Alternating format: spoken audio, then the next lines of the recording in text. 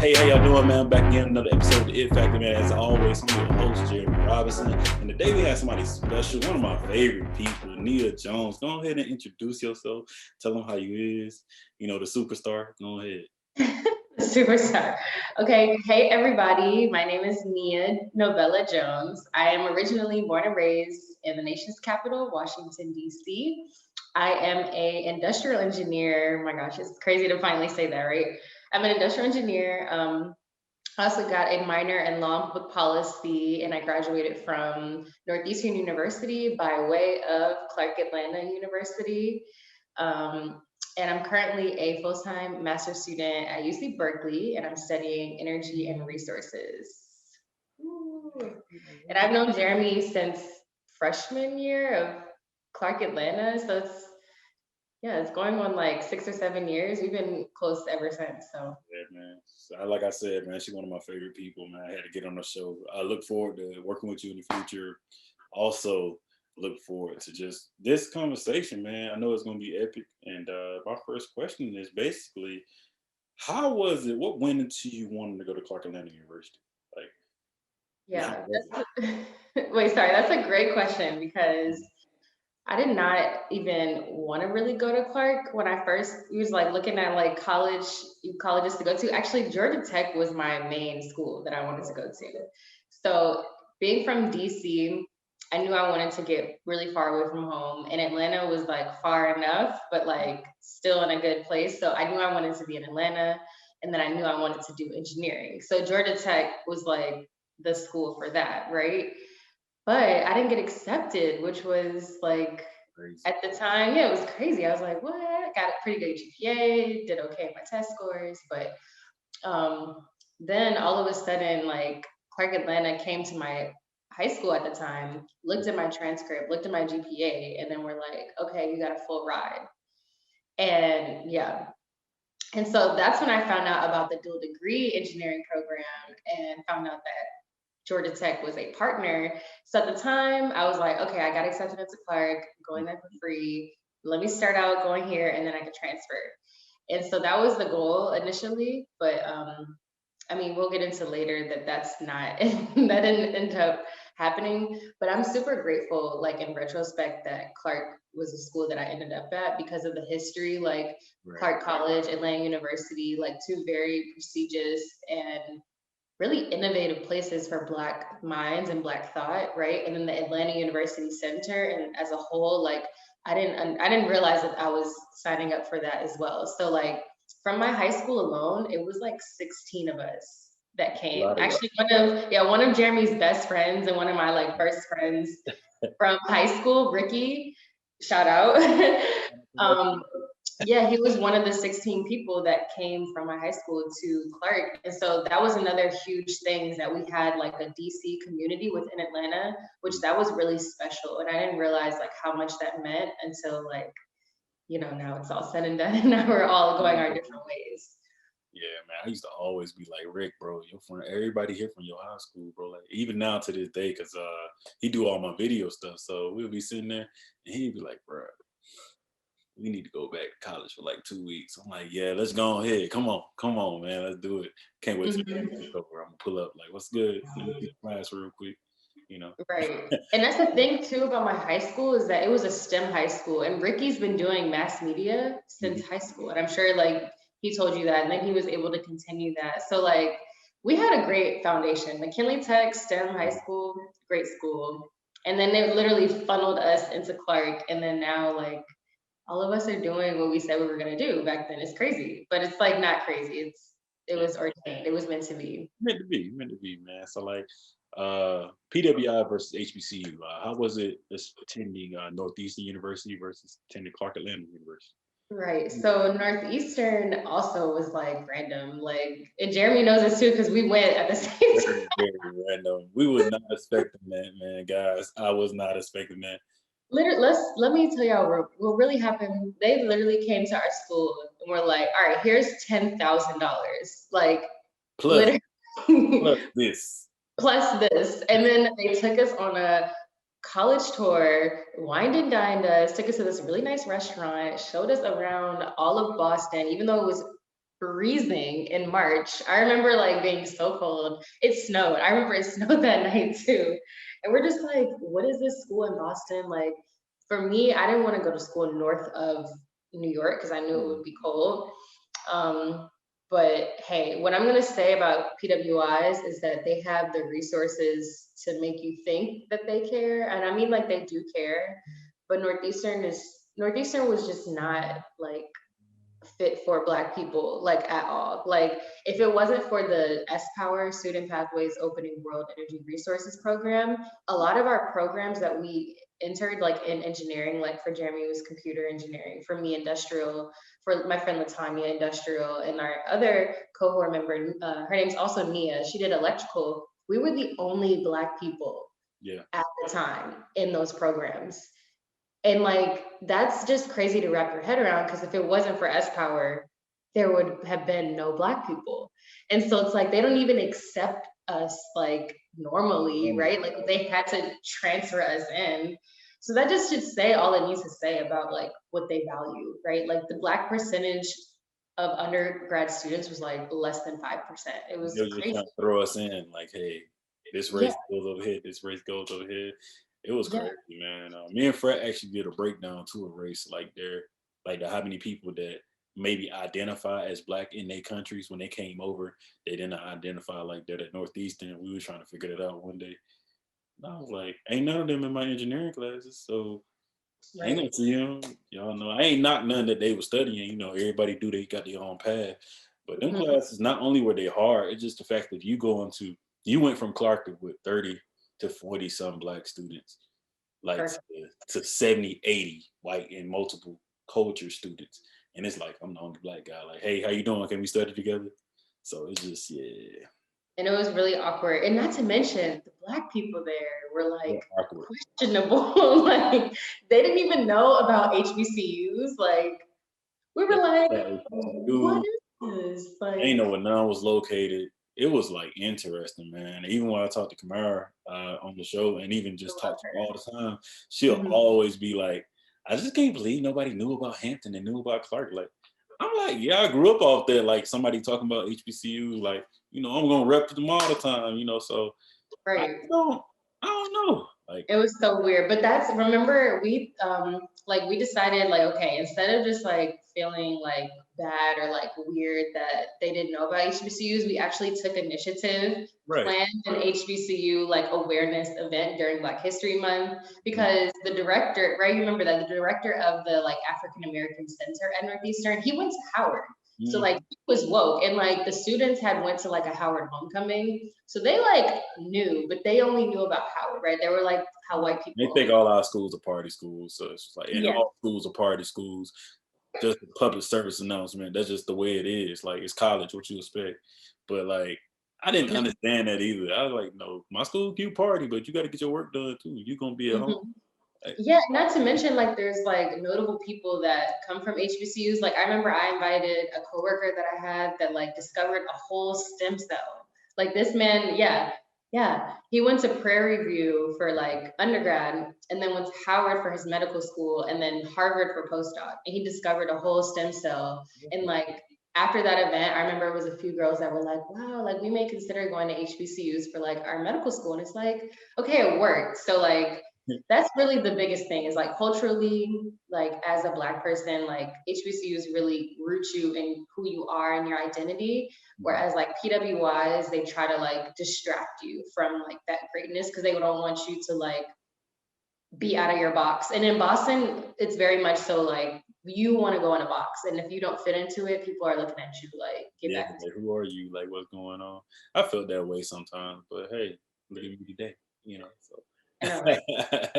but no, Mhm. man, so like what made you often you done graduated now? Congratulations again. Um, how is it at UC Berkeley, man? I'm talking about like how's the culture there, even though it's corona? Like I know they fit you always posting stuff. Like your school's fire, man. Like Super still fire. wearing the hoodie too, still like Yeah, no, yeah, I'm definitely repping my Golden Bears. Well, one, let's just talk about California and the Bay Area in general. Like, this is my place. I did not realize how much like my lifestyle aligned with the people that live in the Bay Area until like I came to visit for the first time in 2019 and around like November. And I just remember like being so stimulated. Like there's so much stuff around you. Like you look over here, there's mountains. You look over here, there's water. You look over here, there's hills that have like houses on them. And you look over here and there's like downtown, like normal city structure. And so it's just so much stuff going on. There's so much amazing minds. Like people are just so smart. People are innovative. Mhm. And UC Berkeley is like really rooted in like justice, environmental awareness. The Black Panther Party started in Oakland, like in this whole area. So it's just a lot of history of like movements being started here. So I really feel like I'm in the best place to like start something big because this is like where big things happen, right? So it has been hard, like not being on campus. Like that's a little weird. Like even though I finished my first semester, got a 3.4, by the way. Okay, period.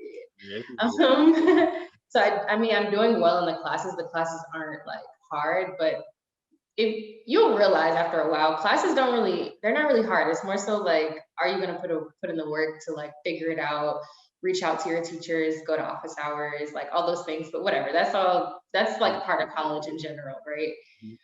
But yeah, UC Berkeley, the professors are awesome. My director of my program, Dan Kamen, shout out to him. He is like so supportive. Like he gets it. Like he understands like exactly like my research. And even though I am the only like Black person in my program, not the only person of color, but definitely the only like Black identifying person in my program, Mhm. I don't feel any like weird energy from anyone because everyone seems to also get it. My cohort, shout out to y'all too. My cohort is awesome. I really feel like we're like a puzzle and we like fit together like with our different like disciplines and like what we study because we have very different backgrounds, Yeah. but it just makes sense. Like we make sense together. So I What's love it. your focus? Like, what's your focus study there? So my focus, even though energy and resources is the major, Mhm. we have like it's called an A through F of requirements, and so each one is different. So the first is like interdisciplinary analysis of energy and resources. The second is like quantitative aspects for solving environmental problems. The third is like climate change economics. The fourth, which is my focus area, is going to be social science approaches, right, to energy and resources. There's another area that's the not energy, engineering approaches to energy and resources, which I was like, I'm already an engineer, guys. Like, I don't need to focus on that. Like, it's okay. And then the last one is humanities in energy and resources. So I chose to focus on like the social science because I'm really big into like education as much as you like, and I really want to study a really specific problem. Do you want me to talk about it now? You can. It's fine. Or we can go wait to the question, but I mean, you fine. It's a show. I mean, so just the focus area for me really is like centered around justice, but it's at the intersection of environmental justice, climate justice, which those are two different things, right? That's on one side, and that has to do with like the renewable energy technology era that's about to boom, like the clean energy climate plan that Biden is doing. Like basically that's all, excuse me, that's the politics side. So I'm into like policy because policy is really what drives change and like what starts things like becoming You get stuff different. But happening. yeah, That's it makes stuff happen. yeah. Policy is like the driver, right? But at the same time, there's the problems that I'm really trying to solve are like restorative justice and transformative justice. And Mhm. those things are defined as like restoring people to their traditional greatness. So that means, in my case, like restoring people who have been wrongfully convicted or like are incarcerated for like a crime that hopefully will get them out of prison. Like, how are we going to help them become restorative members of society that contribute to society? And in my mind, like it just makes sense to like include them in the climate revolution because it just makes sense. Like I actually had experiences at Northeastern that taught me that anyone, absolutely anyone, could be a solar engineer. I'm just gonna talk about it really quick. There's this group called the Solar Mamas, Mhm. and they actually are located in India. They're like women that they grab from like all over the world. Like there was women from like Tanzania, Uganda, Argentina. yeah, Afghanistan, some from India. So like all different like older women, right? They were illiterate. They couldn't speak their native language. But they were all like in this room together, about like 40 of them, becoming solar engineers through like, yeah, it was so remarkable that I was just like, okay, anyone could do this, right? Like you can just whip out a book, like tell people why this is important. Because like their whole premise of being there, their village back home in Uganda, Tanzania, Argentina, they didn't have electricity. Right. So the school was educating them on how to be solar engineers so they could take that knowledge back to their home and electrify their village. And like to me, that just was like a revolutionary movement. And I just want to start that like on a nationwide scale because my idea isn't novel. There's an organization in Berkeley, Oakland, that's doing that exact same thing where they're taking people who have been formerly incarcerated, training them how to be solar technicians, and then bringing solar energy to the community. It's called GRID, GRID, Grid Alternatives. Mhm. And yeah, I basically want to do what they do, but like on a national level. I like that, man, because even in the questions when I was reading it and reading your little bio, I was like, I'm proud of you. Okay, cool. But I like that because I know you still on the same path. Like you want to work in energy, but I like that you want to help people and you want to educate them. And to see someone like you doing that, that's amazing because I feel like better get somebody that did something wrong or wrongdoing, no matter what it is, I feel like they still should be restored in like society as a normal person, bro. Like I just made some mistakes, but I'm a solar engineer, dog. Like, what's up? Like what I Exactly. do on a daily. So I like that. And I definitely would love to be a part of that when you do get to that part. And hopefully the show grow. I love to bring them on because people need to hear those stories. And Yes. also people they need help, man, because you'll get out working at McDonald's and it's like, it's all I'm gonna do for the rest of my life, bro. And not knocking McDonald's, but nah, it's so much more potential in people that they can do. Just like you said, Hmm. anybody can do it, man. So that's amazing. Yeah. And like the reality, Jeremy, is that the clean energy plan that Biden is putting forth and like the change in administration, like we're going to just get back to policy because policy is really why this is like important to even realize this is possible. Mhm. 10 million jobs are about to be added to our economy. 10 million between like solar installations, offshore wind installations, onshore wind installations, like renewable energy and clean energy is like billions and billions of dollars that's about to be invested. And so why not create like a workforce development team that is ready to like install those things, right? Like it just makes so much sense. And I mean, this idea didn't just like come out the clear blue sky for me either. Like I have personal connections. Like my younger cousin is incarcerated right now, and him and I have been talking about this before I even got accepted into Berkeley. Like he was like, me and him were writing each other kind of just talking about this being a possibility. And he actually inspired me to get into education programs for people who are incarcerated because of his position. And he was able to go to Georgetown while at the DC jail. Yeah, I'm like, you went to Georgetown? Like before I could go to Georgetown? Like what? But still, it's like that he had that opportunity, and the professor who was like in charge of like a whole initiative called the Prison Justice Scholars Initiative, Mhm. he was really like enamored by my cousin, was like, wow, this guy is like super smart, like very on target. So it's like people in prison, they are capable, right? They can make a difference. You just have to like pour into them, invest in them, get the right teachers. Like I can definitely see you becoming one of my like people, because my end goal is to create like a school. Like I want to create an entire campus where people can come, get educated, get certified, like, and then also like I want to help them find work, like give them a place to stay, give them like It'll make grant. it way easier. Yeah, like I Make want it to just make way it easier easy. with Yeah, because it's like no one else is like, why aren't people caring this much? Like we want to punish people for what they've it. done wrong, and that's just we got to change our mindset about that. It's just not realistic anymore. It's 2020. So we got to get out of that 2020 mentality and get into the Mm-hmm. 2021 and think about 2030. That's what people got to start thinking about the 10 years down the line, what we want our world to look at. And you can't just look at them like, oh man, they did this and this. Stop judging people off that. You're not God, man. Stop judging people. Like just help people out, and if Mm-hmm. you can help them, even though you're saying it can be a virtual class, you know, it Exactly. can be anything. You say, hey, cool, but what I'm gonna do is we're gonna meet up on this Thursday and Friday when you can get out and do this, and we're gonna do some stuff together so you can learn hands-on as well. So like Yeah. that's all it takes, like to change the Mhm. world, like to create change. So I definitely would love to be a part of that. That's amazing. Yeah, That's amazing right there. That made my day right there. So like, definitely. man, like what's your it factor, man? Why you do what you do? That's a ooh, that's the question of the hour, right?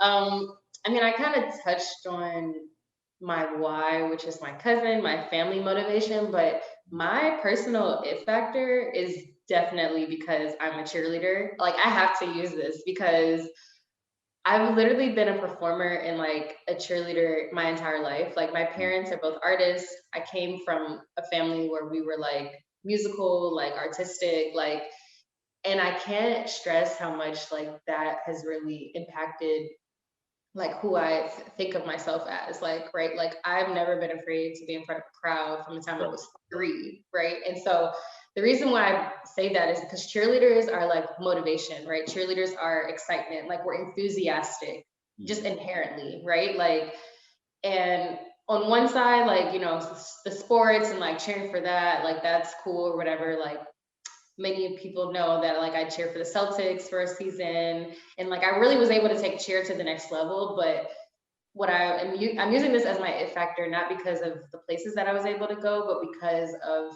the personality that it instilled in me, and the fact that when I stand in front of a room, I could be talking about like mathematics, or I could be talking about solar engineering, and I'll capture people's attention because of my enthusiasm, because of the fact that I have that presence. So I'm super fortunate to like have that backstory and to have it, really be a part of how I grew up. Like, my parents didn't really like make me choose in a way. Like, it was more so like, this is like who we are and this is what we do. Like, so it's like nowadays, like I'm about to be 25. It's like I have to explain that to people because actually when we lived in Boston in Northeastern, people thought I was like trying to get attention all the time. People thought I loved it, like wanted to be in the spotlight, like that I was an attention seeker. When It ain't and honestly, yeah, I was like internalizing that a little bit because I'm like, what? But at the same time, I'm like, these people don't know me. Like, they don't know that I've been in front of crowds and like this is like what I do. So that's why I was like, let me boss up on these people and literally made the it whole made you, but it made you think yeah. about even the process of us growing up. It made you think about, man, I ain't worried about what they talking about. Like I thought that too, like not saying the spotlight thing, but it was different for me. Like, dang, these people ain't here for me this time. So then it taught me that I don't need people to motivate me to do what I came here to do. I Mhm. have what God has for me. I have people at home and some friends, like I had you, Mhm. and other friends that like love me. So like, why do I need that from you guys? Right. So Seeking I that feel like approval. that's growth. Yeah, it is That's growth. definitely growth. Yeah, That's one because thing that Boston taught me because I was just like, well, you people, okay, cool, thank you. I see how you move, but I don't need you to kind of push me on to say I need to. This is what Jeremy is. You do it this way. It's like, exactly. Because like the thing about an it factor is that not everyone is gonna like align with your it factor. Like, your it factor could be something that really turns people off. That people are just like, wait, like we don't mess with why he that. But like like, helping people?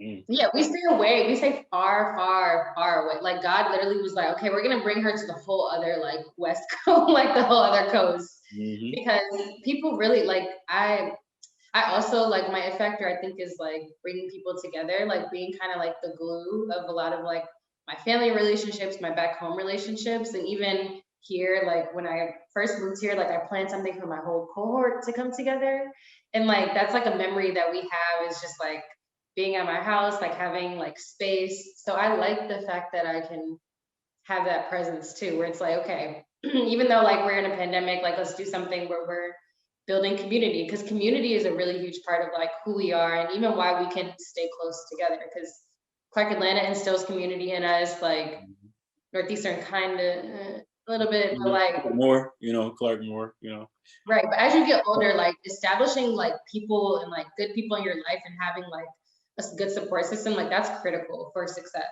yeah, So you need it. You need that, and you need also. I learned, and it wasn't even a quote. I forgot what I read the other day, but it said something on the lines of like, if it's people that looking for the same or something close to what you're trying to do, are trying to better themselves, that's what you need to align yourself with versus people that are all over the place don't know. Because the older you get, it's like, hey, wait a minute, man, like I know you're doing this, but you've been saying you're doing this 10 years. Like, what kind of friend am I if I'm going ahead, but you're not? You know, Exactly. can't be that way. So that's why No. I'm thankful for the friends and family that I have. And I feel like we all can help each other out if we think of it that way. Like, how Hmm. can we help each other out? So Right. I respect that. So, Yeah. man. So, what's your dream PhD school, man? I seen you say we're going to get our PhD. You might have to pay for mine, but you know what's up. So honestly, I'm going where the money reside, like point blank period. You got to be free now. I got some programs we can talk about. So, so there's actually a grant through the National Science Foundation. So like S Power, what we did was a grant for $5 million, but Mhm. there's another grant for $5 million. Yeah, and it's between Princeton and Vanderbilt, right? So those Vanderbilt, are, I know Vanderbilt. those are top schools. So I'm also thinking about getting an educational degree, an educational doctorate, so an EDD. And Vanderbilt has like accelerated program. I think it's 36 months. So that's like 2 years and a half, 2.5 years. Yeah, I think that's right. That's right, right. Yeah, 36 months. I think that's about right. So, anyways, but the grant is called From Prison Cells to PhD. And it's like a STEM focused, yeah, I heard STEM that focused. somebody spoke about that at Clark. It's somebody that went through that program. I can't think of who it is, but it's somebody that went through that program. I'm gonna get the information for you, but I I got need to look at it. Yeah, I need that. So somebody that's a professor that I had that talked about. that that work with that. So I'm not exactly sure the breakdown of like how they pay or like what that is, but the reason, so Princeton obviously would be like a great school to go to get a PhD. Obviously, like Vanderbilt too. I'm not gonna write off UC Berkeley. Like this school's You already awesome. here. Like Yeah. yeah, I'm already here. Like I am pretty sure I'm getting. Actually, I know I'm gonna get accepted to all the PhD programs I apply to. So UC Berkeley, Vanderbilt, Princeton. I'm gonna apply to Stanford because Stanford has a lot of cool like interdisciplinary, intersectionality focused graduate programs. And then Georgetown, because of the professor I was telling you about that does the Prison Justice Initiative. Mhm. Um, and then I was just thinking about Harvard just because like it would be nice for my like ego, I guess, to just say that I got accepted into Harvard. You know But something that's crazy? what? You saying all these beautiful schools, right? And you saying them. And when we started this, you talked about Georgia Tech, and you didn't get into Georgia Tech. But you see all these schools you've been blessed with that you can get into. You say you can go to Harvard. Yeah, I That's can go to amazing. Harvard. Mm-hmm. Mm-hmm. Just to get that letter, acceptance letter, I'm gonna post it. I'm like, Mom, you got into Harvard. Mm-hmm. Now, ain't many can say they got into Harvard.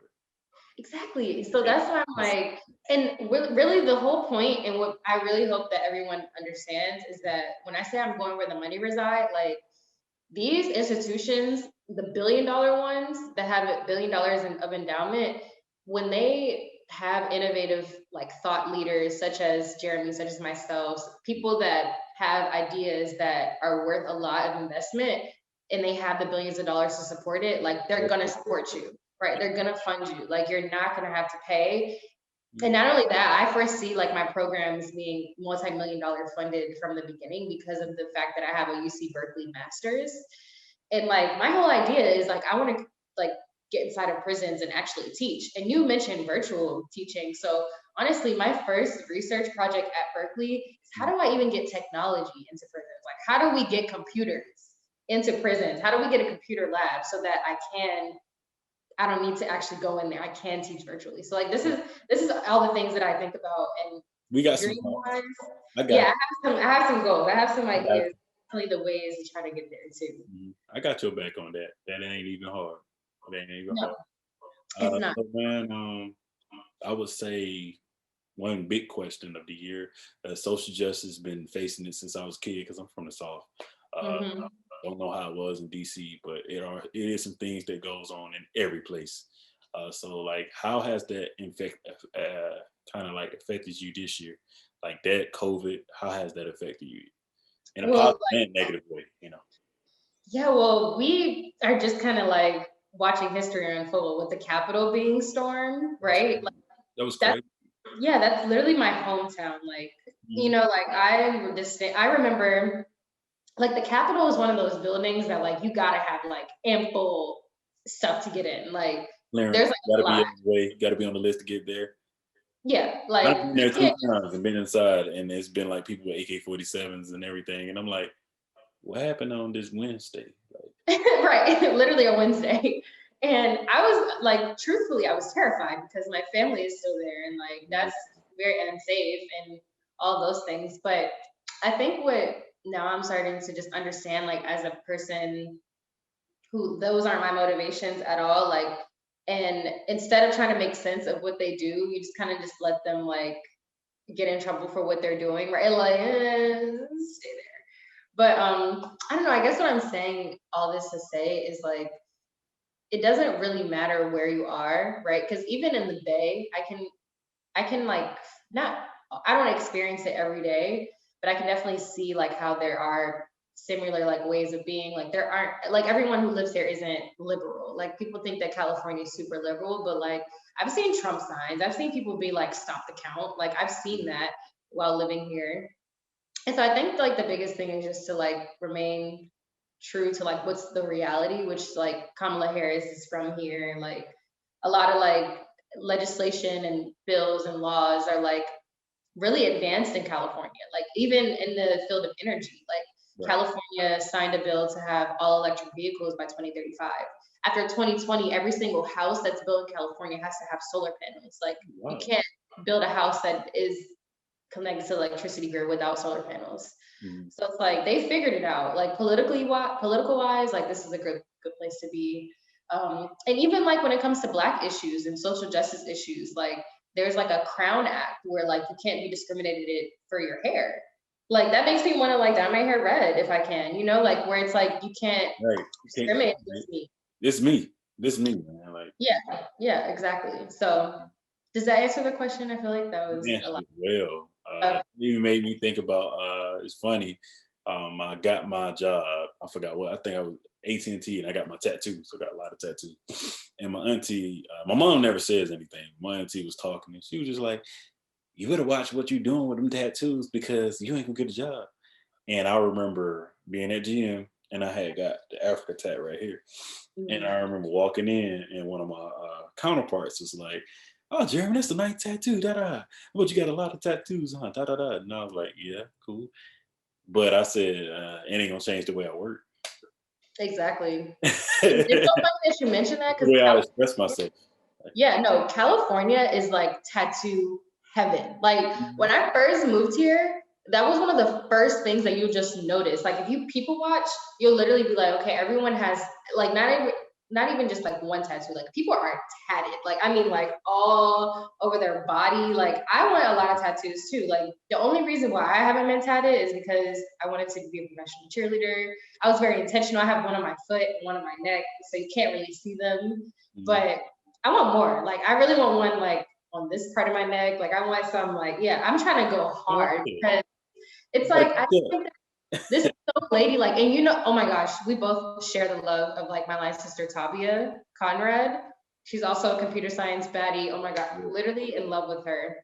She has a really cute tattoo right here, and she's Yeah. just so ladylike, and she inspires me to just do it. She wants to get the other side too, and like she says similarly how you were like her family is like, "Are you sure?"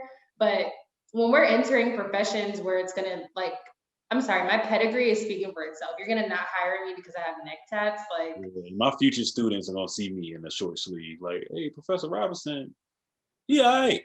I'm like, "Yeah, man, like this is life. This is what you can do. Just let your everything else speak for you. This don't speak. yeah, This you express yourself, bro. Like it right. doesn't. It does. It should not stop somebody looking at you like, oh, I can't hire him because you got text. Exactly. Like it's true. Like out here, your body is really I mean, your body's your canvas anywhere, but in Cali, I feel like it's so respected. So like having tats all over, like people aren't gonna like think less of you, Mhm. right? Like it's literally just like this is who you are. That's So the thing, man. So like, shoot, man, we basically almost done, man. So like, do you have any questions for me? the biggest question I have for you, Jeremy, is what is something that you've noticed like kind of consistently through all the people that you've interviewed? Or has there been any consistencies? To be honest, I notice a lot of things, but to be very honest, people are doing amazing things that I know. that are in my circle. I'm thankful for them. Mm. But the thing that I see the most is that people want change. Uh, Mm. People are tired of being judged.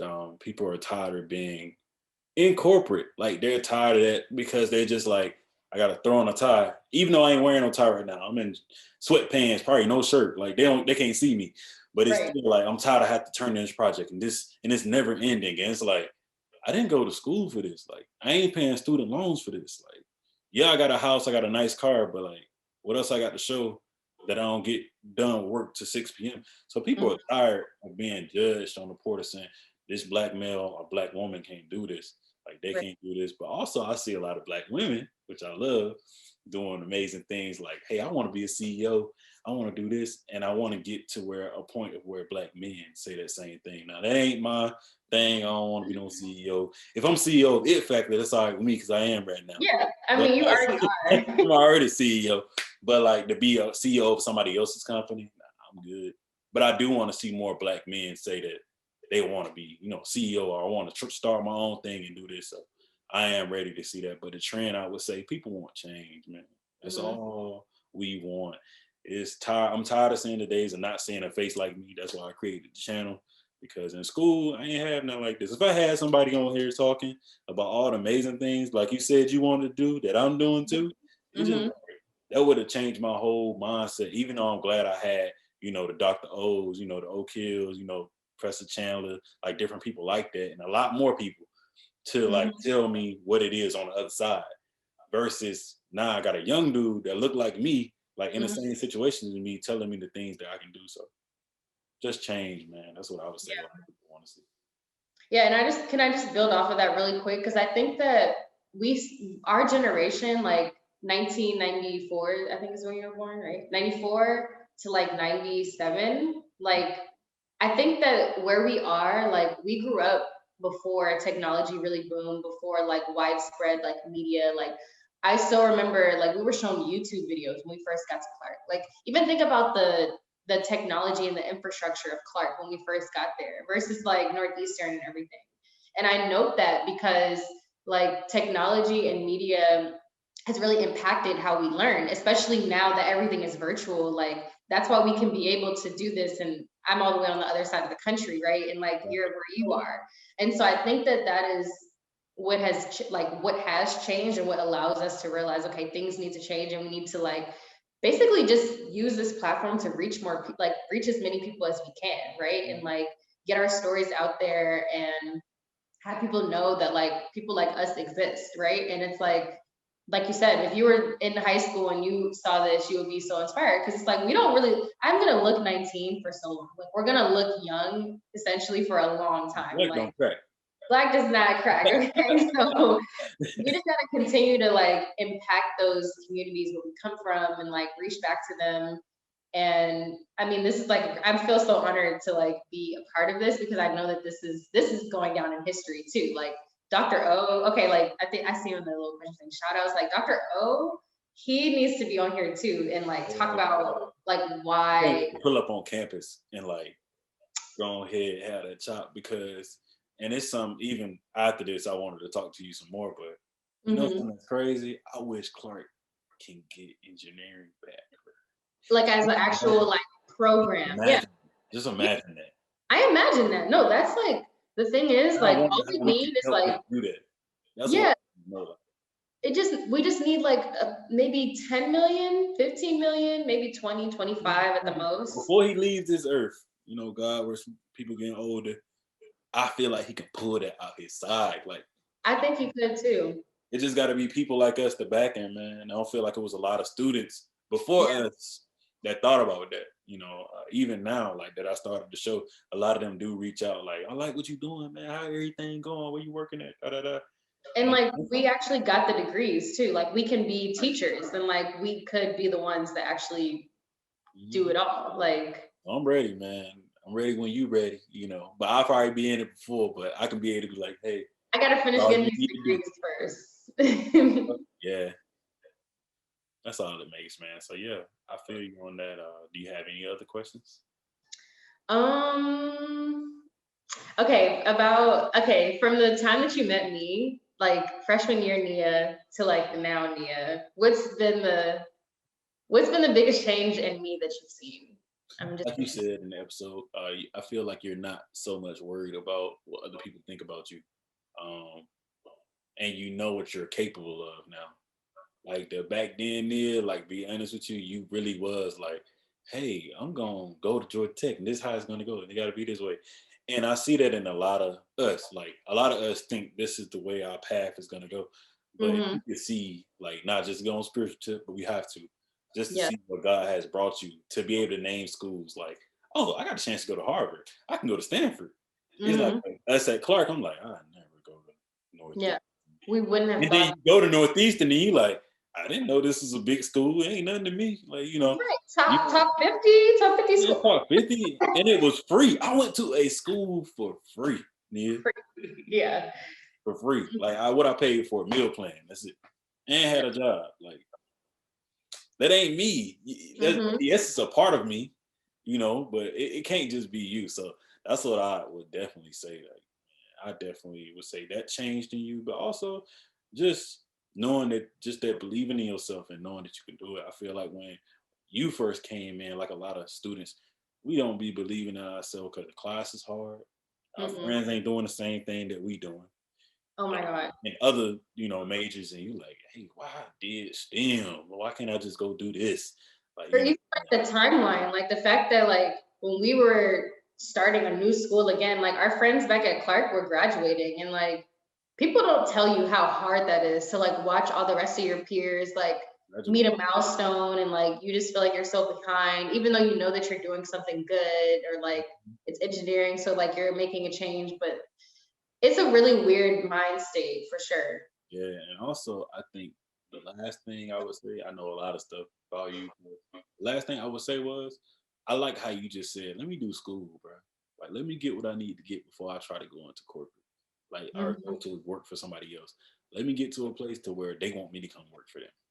hmm And you creating your own path on that, hmm and you didn't let money drive you on that. And I say a lot of people that go into this let the money drive them because they like, I want this car, I gotta have a house, I gotta do this, and this how it's gonna go. And I ain't knocking you for doing that. That makes sense. That's cool. But the fact that Nia in a couple more years you will be Dr. Jones is a beautiful thing. Like Yeah. that's a beautiful. That's what you went to school for. That's what all the hmm money for. All the sleepless nights, crying, praying. Like that's what it's for. So I feel like if a lot of people can see that, like if you can see the end of it, and even me in school now, if I can go to school every day versus going to work on Monday through Friday, hmm I would do it. hmm Because you can't never not you're never not gonna stop learning. And once Exactly. you get that once you get that master's or that PhD in front of behind your name, you're like, oh, it's nobody can't stop. Nobody can't stop you once you got education. Yeah, exactly. That's the Yeah. biggest thing. I'm I'm proud. super grateful for that too, because I feel like I definitely was like, oh, I want to work. Like for the longest, like my job thing was the energy salesperson. Like I wanted to do energy sales, but I'm glad that I feel like school really chose me. And even my parents still don't really get it. Like my dad thinks I'm trying to be an internal student when like that's really not it. Like it's not about being like kind of we are all eternal students. We're all gonna keep learning. You just said it. Like learning never stops. Mm, But I'm just trying to get the pedigree. Like I need to get the degrees and the experience and the networking too. That's what comes from school. Like building a network. Like now I have Atlanta, Boston, West Coast, DC. Like mhm. if I go to Vanderbilt, like I have tennis, I have the South. It's like it's all about where you are, like how many people can be connected to you too. So Right. that's what education means to me at this point in life too. That's amazing, man. So we'll Yeah. end the episode there, Yes. on a good Yes. note. But I'm gonna hold you for a couple minutes just to chop it up. But Perfect. thank you for the episode. Any shout outs? Thank you. Yeah, I mean, shout out to my parents, my number one supporters, my brother, my nephew, my sister-in-law, my niece-in-law, Charlie and Jen, just my whole family in DC. My cousin De Niro, of course, my cousin Azima, my cousin Harlan, my sorority sisters at 35 TTT. Y'all already know what it is. And just any person that has ever come into contact with me. I'm not going to say your name out loud, but like just know that I believe that everyone in my life that's currently here is here for a reason. And I appreciate the support that everyone in my life gives me. So love y'all. Well, thank you, man. It's a great Yeah. show.